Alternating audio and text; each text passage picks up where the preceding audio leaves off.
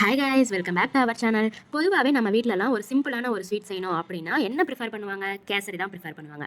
அந்த கேசரியவே ரொம்ப ப்ரீமியமாக ரொம்ப ரிச்சாக செய்யணும் அப்படின்னா அதுக்கு வந்து தேங்காய் பால் கேசரி தான் சூப்பராக இருக்கும். வாங்க தேங்காய் பால் கேசரி எப்படி செய்யறதுன்னு பார்க்கலாம். ஃபர்ஸ்ட் நம்ம அடுப்பு ஆன் பண்ணிவிட்டு பேன் வச்சுக்கலாம். பேனில் வந்து 3 டீஸ்பூன் அளவுக்கு நெய் சேர்த்துட்டு 50 கிராம் அளவுக்கு முந்திரி வந்து உடச்சி சேர்த்துக்கோங்க. இது வந்து நல்லா வறுத்து எடுக்கணும். முந்திரி வறுத்த வாட்டி நம்ம வந்து காஞ்ச திராட்சை 25 கிராம் அளவுக்கு சேர்த்துக்கலாம். சேர்த்துட்டு நல்லா வறுத்து எடுத்துக்கோங்க.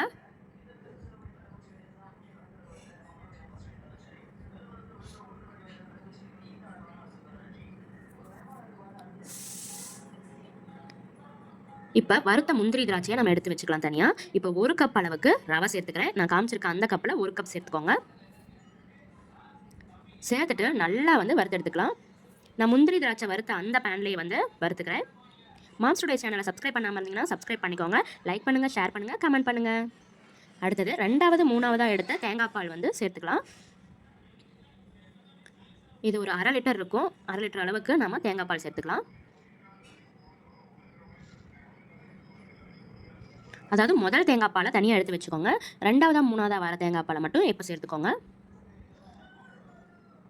நல்லா கெட்டியாக ஆயிடக்கூடாது, அடி பிடிச்சிடவும் கூடாது. அதனால் நல்லா நம்ம கலந்து விட்டுக்கலாம். இது ரொம்ப சிம்பிளான ஒரு ஸ்வீட் தான், பட் ரொம்ப டேஸ்டியாக இருக்கும், ப்ரீமியமாக இருக்கும். ஏன்னா தேங்காய் பால் சேர்க்கறனால நல்லா க்ரீமியாக இருக்கும். இதை நல்லா கலந்து விட்டுக்கோங்க.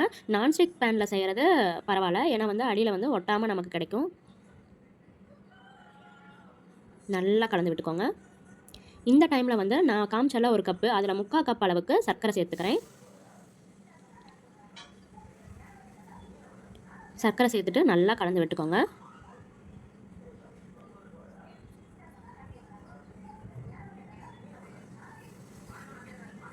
இப்போ நம்ம முதல்ல எடுத்து வச்ச அந்த தேங்காய் பாலை வந்து சேர்த்துக்கலாம். பாருங்கள் எவ்வளோ க்ரீமியாக இருக்குன்ட்டு அந்த முதல்ல எடுத்த பால். ஸோ அதை வந்து சேர்த்துக்கலாம். சேர்த்துட்டு நல்லா கலந்து விடுங்க.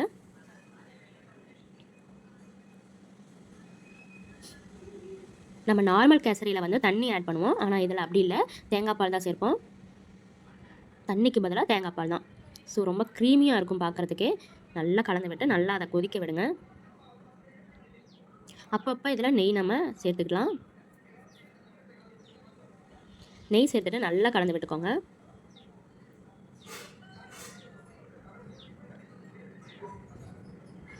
பாருங்கள் நல்லா கொதிக்குதா, நல்லா கெட்டியாகிற அளவுக்கு நம்ம வந்து கலந்து விட்டுக்கலாம். இதில் வந்து ஏலக்காய் தூள் நான் சேர்த்துருக்கேன். உங்களுக்கு வீடியோவில் நான் காட்டல. நீங்கள் ஏலக்காய் தூள் 1 ஸ்பூன் அளவுக்கு சேர்த்துக்கோங்க. உங்களுக்கு பார்க்கும்போதே தெரியுது பாருங்கள் எவ்வளோ க்ரீமியாக இருக்குன்ட்டு.